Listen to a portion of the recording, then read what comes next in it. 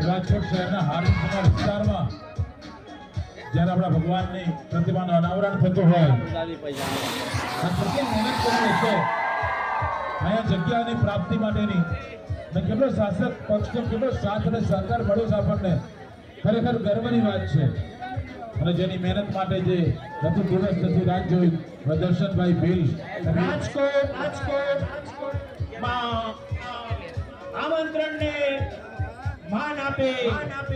આ કાર્યની શોભા વધારવા માટે ટંકારાથી 300 આદિવાસી ભાઈઓની એક રેલી સ્વરૂપે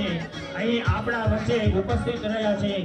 એ ટંકારાના રેલી સ્વરૂપે આવેલ 300 આદિવાસી ભાઈઓનું રાજકોટ ભીલ મંચ ખૂબ ખૂબ આદર સત્કાર સાથે સ્વાગત કરીએ છીએ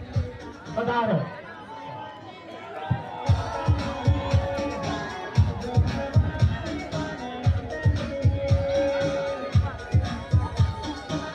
एक चीज एक समान सभी आदिवासी एक समान